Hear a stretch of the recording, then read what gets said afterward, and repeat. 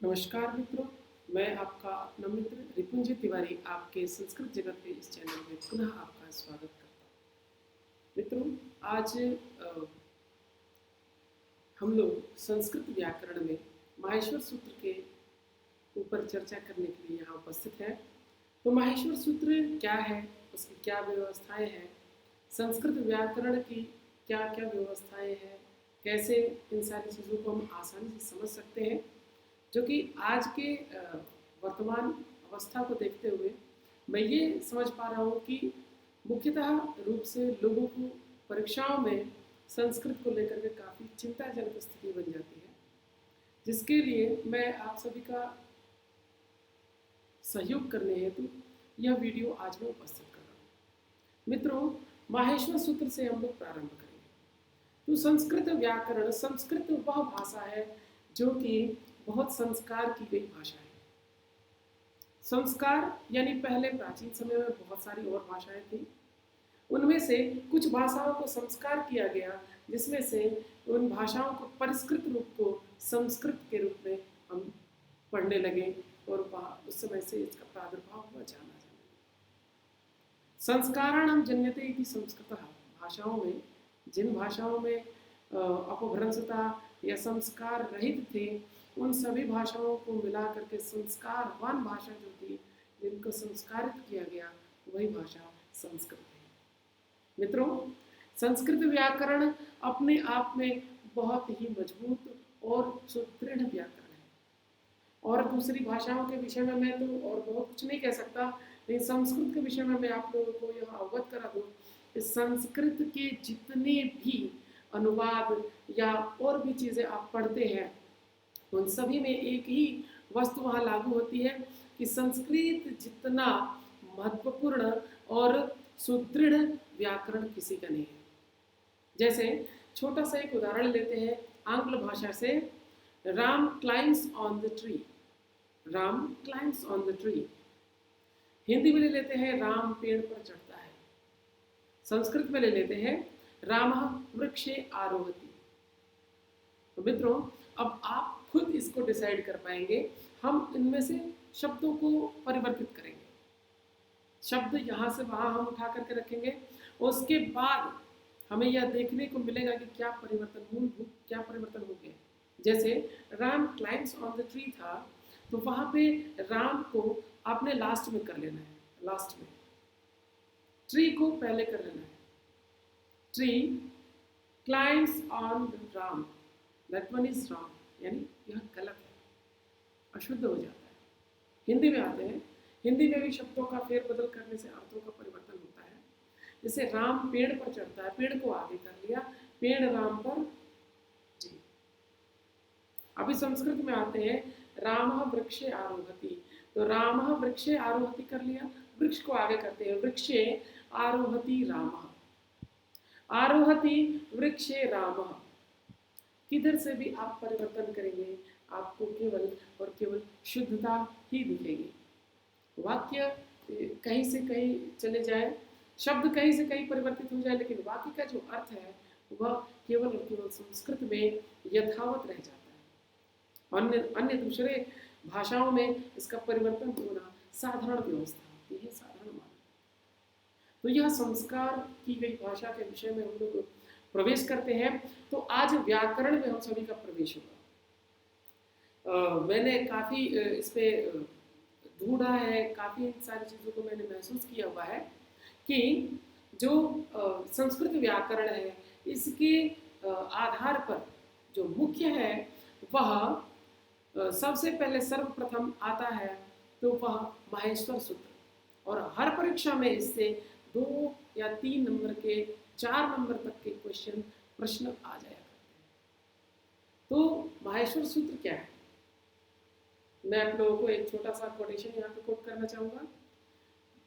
नृत्यावसाने, श्लोक है, नृत्यावसाने नटराज राजो ननाद ढक्का नवपंचवारम उद्दीर्तकामः सनकाद सिद्ध नेतद विमर्शे शिवसूत्र जालम। यानी नृत्यावसान, नृत्य की अवस्था में राजाओं के राजा यानी नटराज राजा, जितने भी नृत्य करने वाले हैं उनके राजा जो भी नृत्य करते हैं भगवान नटराज की प्रतिभा रखते हैं, आप लोगों ने देखा होगा। तो उन जितने भी नृत्य करने वाले हैं उन सभी में जो श्रेष्ठ है वह राज भगवान शंकर। नृत्यावसाने नटराज राज ननाद ढक्का नव पंचवारम, बहुत बार उन्होंने डमरू बजाया। कितने बार? नव पंचवारम, 9 और 5। 9 + 4 = 9 + 5 = 14, यानी 9 और 5 बराबर 14। नव पंचवारम, नव पंचम अर्थात चतुर्दश, 14 बार उन्होंने ननाद ढक्का नव पंचवारम उद्यत काम शनकादि सिद्ध नेतत् विमर्श शिव सूत्र जालम, और वहां से शिव सूत्र का यह जाल। तो हम आते हैं व्याकरण शास्त्र पे। व्याकरण शास्त्र जहाँ से प्रारंभ होता है उसके मैं मूल तथ्य पर आपको लेकर के चलता हूँ। जो मूल तथ्य है वह है, क्षमा चाहूँगा, जो मूल तथ्य है वह संस्कृत व्याकरण का आपका माहेश्वर सूत्र है। माहेश्वर सूत्र अर्थात माहेश्वर सूत्र यानी भगवान शंकर के दिया गया द्वारा प्रदत्त जो सूत्र है उन्हें माहेश्वर सूत्र कहते हैं। ये आपके डिस्प्ले पे दिख रहे होंगे। यहाँ पे मैंने लिख रखा है, जो यहाँ पे मैंने जो प्रस्तुत कर रखा है वो यहाँ पे उपस्थित है। आप यहाँ देख सकते हैं कि यहाँ पे 14 सूत्रों के विषय में लिखा हुआ है। 14 सूत्र उपस्थित है। माहेश्वर सूत्र, कौन से सूत्र? जी, माहेश्वर सूत्र। तो माहेश्वर सूत्र है ये। पहले तो सबसे पहला प्रश्न आपका बनता है कि माहेश्वर सूत्र होते कितने हैं। तो यहाँ पे आप लोग देख पा रहे होंगे, मैं यहाँ आपको एक बार ले जाता हूँ। यहाँ पे आप लोग देख पा रहे होंगे 14 लिखा हुआ है, 14, यानी माहेश्वर सूत्र होते कितने हैं अपने? 14 माहेश्वर सूत्र होते हैं। इनके नाम भी अगर पूछ लिए जाए तो वो बिल्कुल हम लोग सरल रूप में याद करेंगे। तरीका क्या है, किस तरीके से अपने व्यवहार में हम लोग इसे याद कर सकते हैं, उसको भी समझेंगे। तो जो माहेश्वर सूत्र है, सबसे पहले हम लोगों को यह ध्यान रखना है कि माहेश्वर सूत्र होते हैं 14। प्रश्न बनता है माहेश्वर सूत्र कति माहेश्वराणि सूत्राणि। आपको वहाँ लिखना होगा चतुर्दश। अगर ऑप्शन में 14 है तो ठीक है, चतुर्दश है तो ठीक है, और नहीं तो आप लिख सकते हैं। अगर लिखने की परीक्षाएं होती है तो वहाँ पे 14। वैसे सामान्यतया लिखने की परीक्षाएं नहीं होती है, ऑब्जेक्टिव ही होती है। आपके पास लघुत्तरीय प्रश्न रहते हैं और उसमें से आपको उत्तर वहीं पे चुन करके और लिखना होता है। तो माहेश्वर सूत्र हो गए अपने 14। सूत्र है ऐ उण रिल रिक ए ओं ऐ औच हयवरट लण यमगणनम झमय गणदस जब गणदस खप चटत चटत कपय शशसार हल। मित्रों, आप मेरे साथ भी बोल सकते हैं। मैं फिर एक बार बोलता हूँ, आप मेरे साथ भी उच्चारण कर सकते हैं। और इसमें कुछ और प्रत्याहारों के विषय में भी हम लोग चर्चाएं करेंगे। तो बोलेंगे आप सभी ऐ उण रिल रिक ए ओं ऐ औच हयवरट लण ञमगणनम झभय घड़धश जब गणदश खफ छठथ चटतप कपय सर हल। ये हो गए आपके 14 माहेश्वर सूत्र। आप लोगों ने सभी ने अच्छे से बोला, बहुत अच्छा। तो माहेश्वर सूत्र क्या है? भगवान शंकर ने जब डमरू बजाया तो 9 और 5 बार डमरू बजाया, और वह श्लोक के माध्यम से भी मैंने समझा दिया आप लोगों को। तो उस 9 और 5 बार जो डमरू बजाया गया उससे जो प्रदत्त सूत्र हुए तो वह थे आई उड़ रिल रिक ए ओ अयु चाहे वरट लण यम गण नम छपय गणदस जब गणदस खप छटत चटतव कपय शशचार हल। ये आपके 14 सूत्र होते हैं। ऐसे ही मित्र जो अभी इस पे चर्चा कर लेते हैं कि इसमें कितने वर्ण आते हैं। प्रश्न बनता है कितने वर्ण आते हैं। तो अ ई उ रिल री जितने भी हलंत हैं उनको उनका परित्याग करके उनको छोड़ करके हम लोग आगे पढ़ेंगे। जैसे अ ई उ ण छोड़ देंगे, रिल रिक क छोड़ देंगे, ए ओ न छोड़ देंगे, आई औ च छोड़ देंगे। तो अ ई उ रिल री ए ओ आई औ कितने हो गए? 9 अचों का यहाँ पे जो प्रावधान है। यहाँ एक और चीज आप समझेंगे, इन्हें अच मैंने कहा, अभी कहा अच, मैंने कहा अच।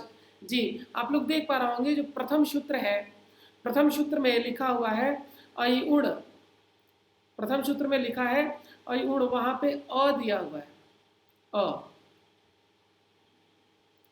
जी प्रथम सूत्र में जो दिया हुआ है आप लोग देख रहे होंगे यहाँ पे अयुण में यहाँ अ दिया हुआ है, ठीक है। अभी उसके बाद आते हैं इन सभी के अंत में जो है ये च आता है, क्या है? च च। तो अ से अयुण के अ से लेकर के और च तक जो प्रत्याहार बनता है उसे क्या कहते हैं?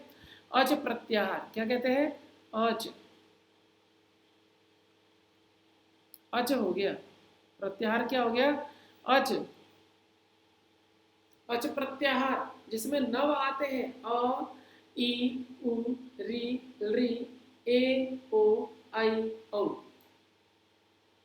तो अच प्रत्याहार में आपके अचों की संख्या हो गई, अच कितने हो गए आपके? अच हो गए 9 अच हो गए। अभी मिश्रित वर्णों को छोड़ करके, जो अल्फाबेट यानी वर्णमाला में जो मिश्रित वर्ण है उनको छोड़ करके, उन अक्षरों को छोड़ करके बाकी यहाँ पे 33 का प्रयोग दिया हुआ है, देखेंगे जी। हयवरट, हयवरट में ह य व र 4 हो गया, लण का 1 तो हो गए 5, ठीक है। य म ङ ण न ये हो गए 5, तो 5 और 5 10, झ भ 2 हो गए 12, घ ढ ध ये हो गए 3 तो हो गए 15। अभी जब गणदस का देखते हैं, ज ब ग ड़ द ये हो गए 5, तो 15 और 5 20। अगला अगला श्लोक सूत्र देखते हैं 11 नंबर, ये सूत्र 11 नंबर, ख ह छ ठ थ च ट त तो हो गए ये 8, तो 20 और 8 28, क प 2 हो गए 30 हो गए। अभी आगे बढ़ते हैं, श श स ह तो ये हो गए आपके 33। कितने हो गए मित्रों? हाँ, ह 2 बार दिया हुआ है, इसका ध्यान देंगे। ह 2 बार दिया हुआ है, ये ह 2 बार दिया हुआ है, ये ह, इस ह को हम लोग एक का ह को छोड़ देंगे, क्योंकि अगर ये वाला ह ले रहे हैं हाइवरट वाला तो इस ह को हम लोग छोड़ देंगे। तो यहाँ तक हमारे हो गए थे 33। कितने हो गए थे? 33। 4 1 5 और 5 इसका यम गणनम का, 5 10 2 12 3 15 5 20 और 8 28 2 30 और 3 33। तो ये हो गए अच, हो गए अच हो गए 9 और ये हो गए 3। कितने हो गए टोटल? 42 जी, 42 हो गए। और मित्रों एक और मैं आप लोगों को यहाँ पे बात बता देना चाहूंगा, ये 42 हो गए तो आपके प्रत्याहार, जी देखेंगे प्रत्याहार, प्रत्याहार भी होते हैं, प्रत्याहार भी होते हैं आपके 42। प्रत्याहार कितने बनते हैं? 42। जी हाँ, आप सभी ध्यान देंगे 42। जो वैसे तो प्रत्याहार आप बना सकते हैं, प्रत्याहार क्या होते हैं उसको मैं बताऊंगा, लेकिन प्रत्याहार मुख्य रूप से जो प्रत्याहार होते हैं वो होते हैं 42, 42। अपवादित भी है और बहुत तरीके के और भी प्रत्याहार बन सकते हैं, लेकिन जो मुख्य रूप से लिया गया है उन्हें 42 ही लिया गया है। और यहाँ पे मैंने और बता दिया था आप लोगों को, 9 हो गए अच, अचों की संख्या हो गई 9, और 33 हो गए अपने स्वर, और हम लोगों ने जब इसको पूरा जोड़ा तो ये हो गए 42, ये हो गए 42। मित्रों ये 42 हो गए, यानी 42 वर्ण भी आते हैं इसमें, अच और हल को मिला करके। हल कहते हैं स्वरों को। यहाँ देखेंगे हल में कैसे कह दिया, हैवरट का ह, हैवरट का ह, और अंत में आता है ल, अंत में ल, हैवरट का ह और अंत में आता है ल, तो ये हो गया हल, हल। वहां था अच और ये हो गया हल, तो हल हो गए 33। फिर से मैं रिपीट, मैं बार बार इसलिए रिपीट कर रहा हूँ कि ऐसा आता है प्रत्याहार, माहेश्वर सूत्र के प्रत्याहार कितने बनते हैं। तो मेरे प्यारे मित्रों आप लोग लिख सकते हैं कि आपके प्रत्याहारों की संख्या होती है 42। तो माहेश्वर सूत्र के माध्यम से, व्याकरण शास्त्र के माध्यम से जो मुख्य रूप से प्रत्याहारों की संख्या ली गई है वो है 42। तो हमने पढ़ा माहेश्वर सूत्र और 14 माहेश्वर सूत्रों को, कैसे माहेश्वर सूत्र उत्पन्न हुए उनके विषय में भी हम लोगों ने पढ़ा। और इतना ही नहीं, जब हम लोगों ने स्वर और व्यंजनों को मिलाया तो जो संख्या प्राप्त हुई उतनी संख्या प्रत्याहार की भी होती है, यह हम लोगों ने आज सीखा। तो मुझे लगता है आज इतना ही रहने देना चाहिए। हम लोग फिर कल एक नए वीडियो के साथ में उपस्थित होंगे और उसमें और भी पॉइंट्स कवर किए जाएंगे जो कि आपकी परीक्षाओं के दृष्टिगत होंगे। जैसे उच्चारण स्थान, उच्चारण स्थानों की कहाँ से कौन से सूत्रों से कहाँ पे कौन से वर्ण का उच्चारण होता है उसको हम लोग समझेंगे। आई उड़ रिल रिक एवं अयं छह वरट लणयम लणनम जगह गणदस जब गणदस खप चटप चटतो कपय शसर हल, ये तो हो गए माहेश्वर सूत्र। इनके उच्चारण स्थान क्या है इसके विषय में भी हम सभी चर्चाएं करेंगे। तो मुझे लगता है कि ये वीडियो आप लोगों के लिए काफ़ी हेल्पफुल और मददगार साबित होगी। अगर मेरी वीडियो आप लोगों को अच्छी लगे तो प्लीज़ शेयर और सब्सक्राइब करें, लाइक अवश्य करें, ताकि उत्साहवर्धन हो और हम आपके लिए और उत्तरोत्तर आपके विकास के लिए हम वीडियोस लेकर के उपस्थित हैं। तो मित्रों आज के लिए इतना ही। शुभ रात्रि, नमो नमः।